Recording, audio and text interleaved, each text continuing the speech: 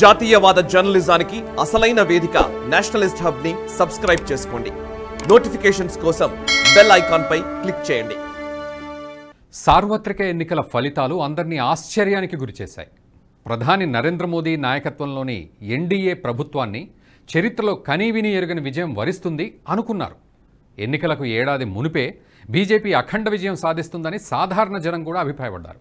ఎన్నికల ఫలితాలు మాత్రం అందుకు పూర్తి భిన్నంగా వచ్చాయి.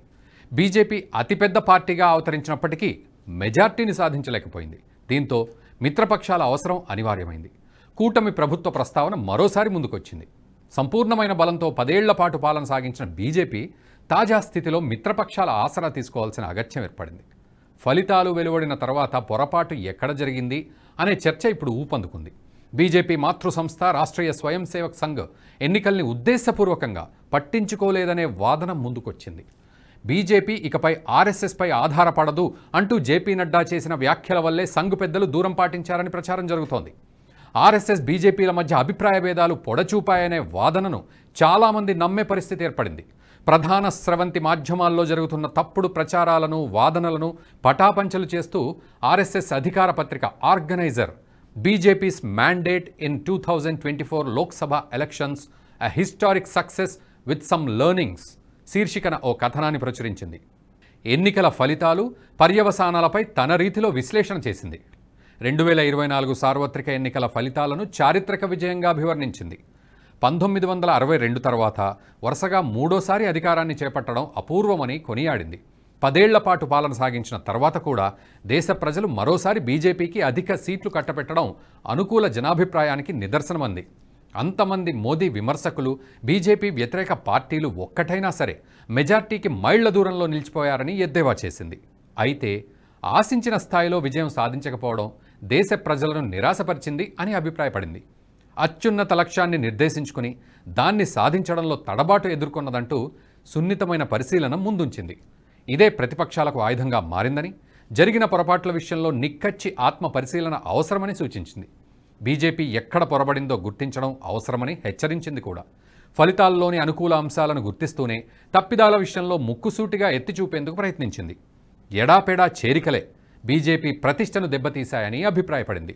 అవినీతి ఆరోపణలు ఎదుర్కొంటున్న ప్రతిపక్ష పార్టీల నేతలకు నిరభ్యంతరంగా కండువాలు కప్పడం, వెనువెంటనే టికెట్లు కేటాయించడమే కొంప ముంచిందని చురకలంటించింది. అక్కడితో ఆగలేదు. దశాబ్దాలుగా నిబద్ధతతో పనిచేసిన కార్యకర్తలను విస్మరించి కొత్తవారికి పెద్దపీట వేయడం తగదంటూ మొట్టికాయలు వేసింది. రాష్ట్రాల్లోని పార్టీ నాయకత్వాన్ని పట్టించుకోకుండా మొత్తం ఎన్నికలను జాతీయ నేతలతో పాటు ప్రధాని నరేంద్ర మోదీ జనాకర్షణ చుట్టూ కేంద్రీకరించడం కూడా సమస్యకు దారితీసిందని విశ్లేషించింది. ఫైజాబాద్ లోక్సభ స్థానాన్ని కోల్పోవడంపై కూడా ఆర్గనైజర్ వ్యాసం తీవ్రంగా స్పందించింది. రామమందిర ప్రాణప్రతిష్టకు అందాల తారలను, ఆడంబరాల నటులను ఆహ్వానించి చాలా పొరపాటు చేసిందని ఘాటుగా విమర్శించింది. మందిర నిర్మాణం కోసం త్యాగాలు చేసిన వారు, జీవితాలను ధారపోసిన వారిని ఆహ్వానించకపోవడం సరిదిద్దుకోలేని తప్పిదమని పేర్కొంది. కేవలం సంస్థాగతంగా చేసిన పొరపాట్లనే కాదు, కేంద్రంలోని ప్రభుత్వం విస్మరించిన ఇతర సామాజిక సమస్యలను కూడా ఈ వ్యాసం ఎకరువు పెట్టింది. పాలనా యంత్రాంగంలోని విపరీతంగా పెరిగిన అవినీతి, సకాలంలో నియామక పరీక్షలు నిర్వహించకపోవడం వల్ల లక్షల సంఖ్యలో ఉన్న నిరుద్యోగులు సందిగ్ధ స్థితిని ఎదుర్కొన్నారని తెలిపింది.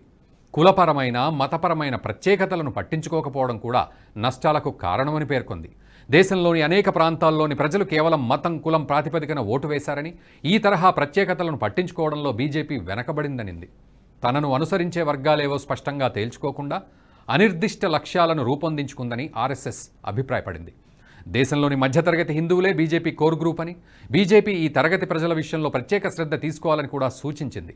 అంతకంటే ముఖ్యంగా బీజేపీ తన రాజకీయ సంప్రదాయ మూలాల్ని విస్మరించరాదని ఘాటుగా హెచ్చరించింది. ఏ ఎన్నికల్లో అయినా స్థానికంగా ఉండే నేతలను, సుదీర్ఘకాలంగా పనిచేస్తున్న కార్యకర్తలను అభ్యర్థులుగా ఎంపిక చేసేందుకు ప్రాధాన్యం ఇవ్వాలని సలహా ఇచ్చింది. ఈ తరహా తీవ్రమైన తప్పిదాలు మినహా మిగతా విషయాల్లో అనేక సవాళ్లను అధిగమించిందని ఆర్గనైజర్ వ్యాసం అభిప్రాయపడింది. గత ఎన్నికల్లో మధ్యప్రదేశ్, హిమాచల్ ప్రదేశ్, ఉత్తరాఖండ్ రాష్ట్రాల్లో మెరుగైన ఫలితాలు సాధించిందని భుజం తట్టింది. అండమాన్ నికోబార్లో గత ఎన్నికల్లో కోల్పోయిన ఒక స్థానాన్ని ఈసారి చేజిక్కించుకుందని, అరుణాచల్, త్రిపురల్లో మొత్తం స్థానాలు కైవసం చేసుకోవడం ముందడుగని పేర్కొంది. ఒడిశాలో బీజేపీ సాధించిన విజయం ఆ పార్టీ విస్తరణ తీరును తెలియజేస్తోందని తెలిపింది. ఏకకాలంలో అసెంబ్లీ, పార్లమెంట్ ఎన్నికల్లో ఘన విజయాన్ని నమోదు చేయడం ఆషామాషి కాదని తెలిపింది.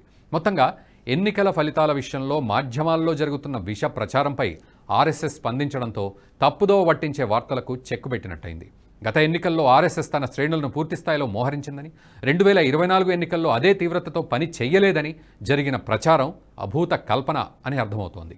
2025లో శతాబ్ది మహోత్సవాలు ఉండటం వల్ల దేశవ్యాప్తంగానే కాదు, విదేశాల్లోని సంఘ్ కార్యకర్తలను కూడా ఆర్ఎస్ఎస్ సమాయత్తం చేస్తోంది. అదే సమయంలో లోక్సభ ఎన్నికలు కూడా రావడంతో 2 అత్యవసరమైన పనులు, ఎన్నికలు, శతాబ్ది ఉత్సవాలకు కార్యకర్తలను కేటాయించాల్సి రావడంతో ఒత్తిడి పెరిగిందనే వాస్తవాన్ని గుర్తించడం అవసరం. ఆర్ఎస్ఎస్ ఎంచిన గుణదోషాలు అత్యంత ముఖ్యమైనవి. ఈ తరహా విశ్లేషణలు పరివార క్షేత్రాల్లో విరివిగానే వినిపిస్తున్నాయి. మరి ముఖ్యంగా తీవ్రమైన అవినీతి, నేర ఆరోపణలున్న నేతలను బీజేపీలో చేర్చుకోవడంపై అప్పట్లోనే విమర్శలు వచ్చాయి. అయితే ఎన్నికల ఉద్రిక్త వాతావరణంలో సదరు చేరికల వల్ల కలిగే నష్టాలను అంచనా వేసే పరిస్థితి లేకుండా పోయింది. తీవ్రమైన అవినీతి ఆరోపణలు, ఈడీ, సిబిఐ కేసులు ఎదుర్కొంటున్న 25 మంది నేతలు 2014 నుంచి ఇప్పటి వరకు బీజేపీలో చేరారు. 10 మంది కాంగ్రెస్ నాయకులు, 3 తృణమూల్ నేతలు, 4 ఎన్సీపీ నాయకులు కాషాయ కండువా కప్పుకున్నారు. సమాజ్వాదీ పార్టీ, వైసీపీ నేతలు కూడా చేరారు. ఆదర్శ్ హౌసింగ్ కుంభకోణంలో తీవ్రమైన అవినీతి ఆరోపణలు ఎదుర్కొన్న మహారాష్ట్ర కాంగ్రెస్ నేత అశోక్ చవాన్ను బీజేపీలో చేర్చుకోవడమే కాదు, ఏకంగా పెద్దల సభకు పంపడం కూడా విమర్శలకు దారితీసింది. ఈ వాస్తవ స్థితిని గుర్తించిన ఆర్ఎస్ఎస్ తనదైన శైలిలో బీజేపీకి గుణపాఠాలు నేర్చుకోవాలని హెచ్చరించింది.